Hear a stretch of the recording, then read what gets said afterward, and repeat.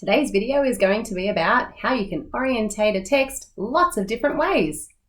I just gave you an orientation in my video.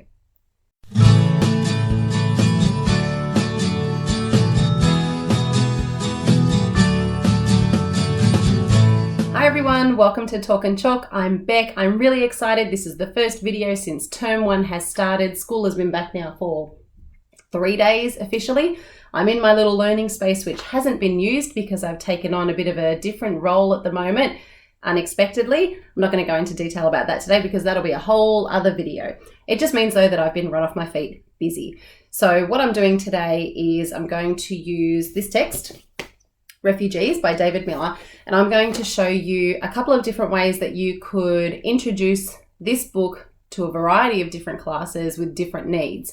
So before we get into it, thank you everyone for your lovely messages over the holidays. If you haven't, click to subscribe, buttons are below, and in the description below are also the links to the Talk and Chalk Facebook page, my Twitter account, my Instagram, and also my kids channel, Clever Pickles, which previously had lots of stage 1-ish maths games, but I'll be doing lots of higher level things this year since I'm going to be supervising stage 3. So got my trusty notebook as usual with my notes.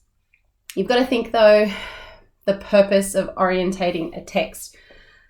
Why would we even give kids clues to that? I think before the idea that a book is something about that you can discover and it's amazing and it's wonderful, which is great. That should be part of the process of reading. Kids should be excited about opening up a new book, turning those pages and discovering something new every single time they turn the page. Absolutely. But when we're using texts for the purposes of teaching and explicitly teaching reading strategies, then we need to put methods in place. I can hear a bird. I think it's on the roof. Anyway, so I came across this text when I was doing accelerated literacy training back in 2011. I think I did the training. It was more of a program back then. It became more of a pedagogy as it evolved. Some schools still do it, some don't. Regardless of whether or not you like the program, there was still some really, really good points about it. And the best part about it, I thought, was the orientation sequences. So the purpose of doing an orientation can vary on the needs of your students. It can vary depending on the type of text that you have. So you could be orientating them in terms of story, plot, meaning, the language, the structure, could be a theme or a topic that you're working on, and they may not have the skills to dive straight into that text, and you want to make sure you prepare them for it. We want our kids to have an enjoyable sensation when they read, so we don't want that first time that they read a text to be something that they struggle through. They should enjoy it. They should feel successful when they go through that reading, even if they're not the ones reading the text, even if the teacher is the one reading the text. If they're sitting there confused the entire time and they can't follow it, then it's not enjoyable.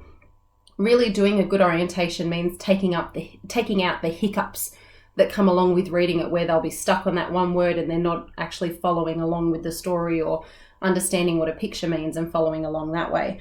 So in order to do a really good orientation, you need to know the text well yourself first.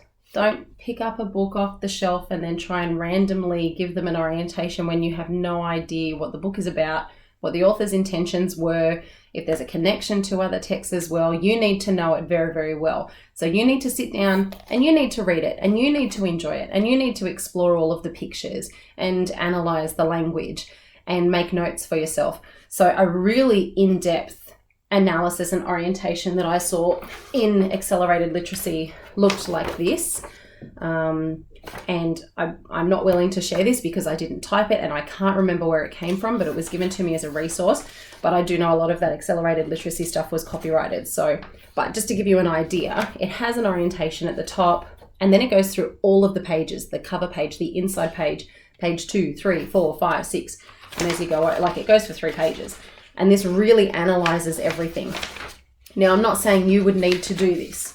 We're experienced teachers. Even if you're a new teacher, I'm sure you know how to read. Otherwise, you wouldn't have got through university.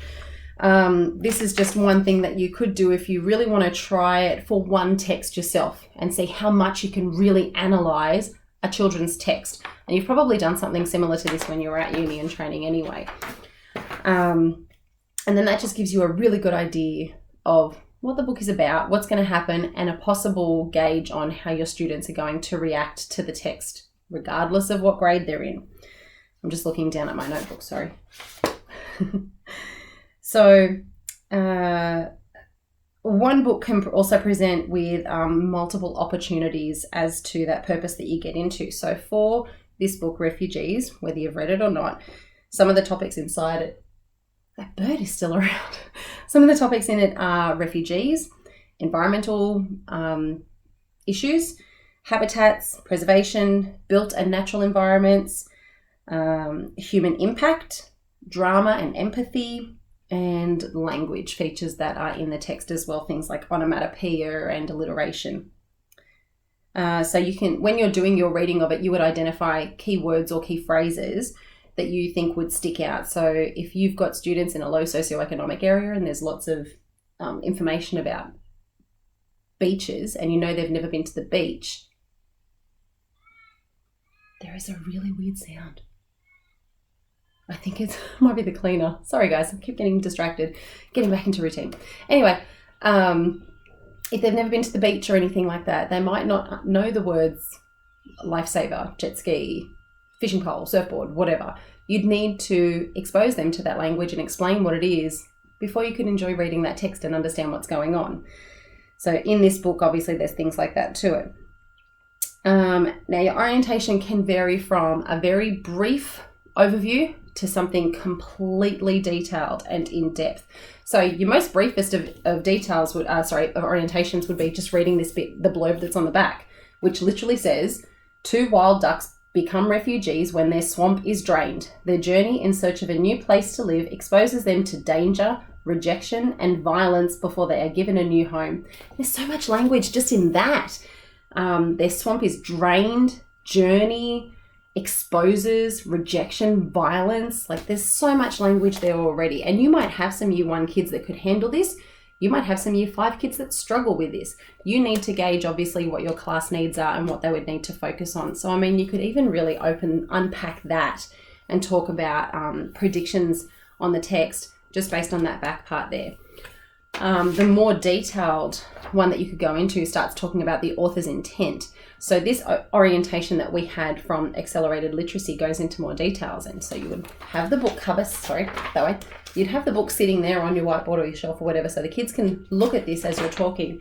And you would say, this story is called Refugees. It is written and illustrated by David Miller. The illustrations are paper sculptures. They were constructed by David Miller. The illustrations in this book are made with paper rather than by painting and a drawing, but David Miller has used some drawing for the backgrounds of some of his pictures. It's a story about 2 wild ducks that have their home, the swamp, destroyed and have to find a new place to live. On the front cover, we can see the title. It is written in very large writing. So you're already drawing their attention to this, and you've told them what the word is, so they can clue into, Miss said this is called refugees. I see a word starting with that must be the word refugees. And you can get the kids to read that out. Drawn attention to the fact that the illustrations are made out of something different. And this is when you can connect it with other authors like Ginny Baker and really get into detail about, do they have a similarity? I wonder if this author likes that author or illustrator, and get into detail like that. So then that's all you would say, and then you could read the book. That's a simple orientation. But going into more detail, obviously, you could look at this cover and just really analyze the cover. Refugees. What do you think a refugee is? If you've got refugee students in your class, they're not going to necessarily relate to a pair of ducks. And so if you've got kids in there that have no idea what a refugee is, that language is going to come out there, and they're going to need some orientation to what a refugee is. What does it mean when someone's a refugee? So then you would open up, and it's something completely obscure and different to what the cover is. We've got a big truck with an excavator on the back, bulldozer, on the back there. You could talk about that. So the other way that you can orientate a text is literally go through every page. And you might go through just showing the pictures and just letting them look. Not even talking. Just let them look and see what they come up with. The other thing you could do is point out some things on there, and you could say, the story starts in the swamp. These are the 2 main characters in our story, the ducks. something looks like it's changing. Another option that you could get into is really picking out some words in there that you know specifically they're going to need to. And you're talking about how this takes place in a swamp where there are lots of hidden ancient trees. Sorry, not hidden ancient trees, ancient trees. So what does ancient mean? Ancient means really, really old. So these must be really old trees. That's more information that I'm giving them without actually reading the story. I'm not telling them what's happening, giving them some information that they need to enjoy that story when it gets time to actually reading it. Some kids get distracted by that text though. So you might want to cover it up. I just use Post-it notes. So there's the text underneath it. You can use Post-it notes there and put the keywords on there. Well, we get to this section where something's happening to their precious water. Precious means it's very, very special and important. Precious water. I've said it a couple of times while pointing to it. I'm directing it there so that when it comes time to actually reading the sentence, when we read the story, I can pull those away and I'm going to read. So this would be later on when you're actually reading it. With a roar and a gurgle out poured the swamp's precious water. I can make that connection to when I said it before. This is pouring out and it's precious. This is important. Something important is happening. So again, a phrase, place to live. Because you can see here, the bulldozer's, done all of this and these guys are sitting here on their own looking a little bit startled. They need a place to live, that phrase. Another option is just cover it up.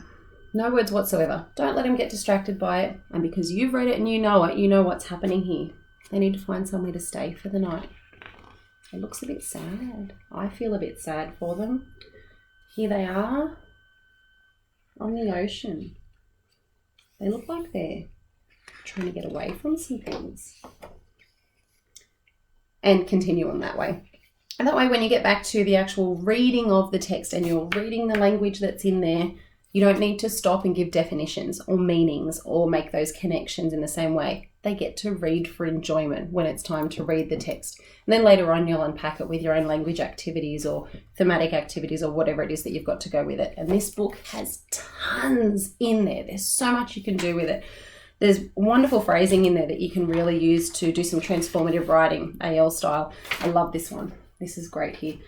At last they were set free on a lake where tall reeds rustled, frogs croaked, clouds of insects buzzed and swallows flitted restlessly over the clear water.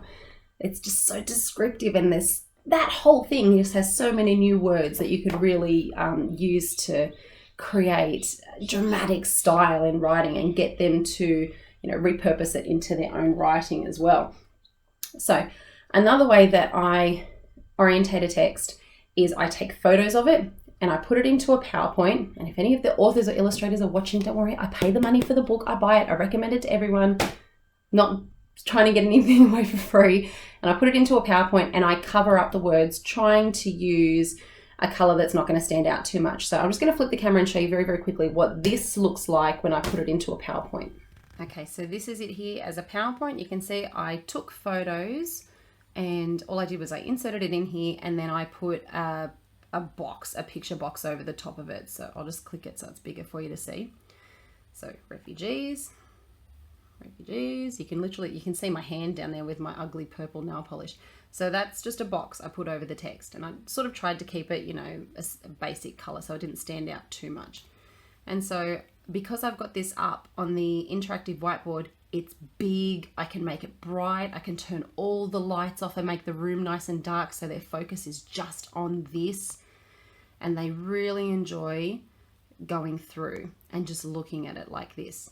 Now, because I'm swiping, I can control how long we spend on each page. I'm just going to exit out of this because, and show, if you go to YouTube, there is a channel called Birkward Public School and the video is just called Refugees, and this is obviously a teacher reading it. Now I'm going to turn the sound, I've got the sound off because if you watch, you could just play this video as he goes through. Now because he's reading it out, he's going to stop on some pages, but if you look, this writing is blurry because I don't know what film quality is or whatever. I like the fact that it's blurry because the kids can't see the text. They don't have to worry about it. They can just enjoy the pictures and listen to him read. Another thing you could do is let the kids hold the book themselves and listen to him read, like a read-along story. You can always download this as audio as well, and they can have it on headsets and just listen to the story. But if you want to use this as an orientation, turn the sound off and just talk about it as he's going through it. And that way, at least when he's turning the page, it's like a cutoff. The kids have got to go, right, next page, got to pay attention to that. I can't sit here sort of waffling on about the same thing. So you'll see, he'll turn the page again. This is a really good asset to have, especially if you want to go back and actually listen to it just for a bit of review as well. So that's a good resource. Okay, so I'm going to finish it up there. Basically, the main thing you need to know is know your text well. And you don't have to give a great orientation to every single text that you're doing. If you're doing guided reading, you don't have time to do a massive orientation. You've just kind of got to utilize the time that you've got, the length of the text that you've got, and the needs of the kids. And you can't pick and choose a million different focus points to have for a book. You need to look at that and go, what am I going to utilize this for? I can't do everything that's available in there. Otherwise, you'd be spending an entire year on one book. When I did accelerated literacy, I did use this text for a whole term, and the kids loved it. They didn't get bored with it because you could do art, you could do maths, you could do history and science and geography all around that text. I have refugees currently at the school that I'm at, so it's very beneficial for kids to understand what that phrase means, what it entails, and how it impacts humans in a very, very real way. So I encourage you to try that one. But you don't need that book. You can use those strategies with any book that you've got. And really, you know your kids, you know what they need. Just think about knowing the book well yourself and trying to predict and gauge what their needs are going to be from that text and what you can get out of it. Doing something for something's sake is not going to help them grow. So I hope you've enjoyed this video. If you liked it, give it a thumbs up. I look forward to seeing you in the next video. I'm going to stick a video on the side somewhere. I'm filming in a different space, so I'm a bit off balance at the moment. And I'll put my subscription link there as well. Thanks, guys. Bye.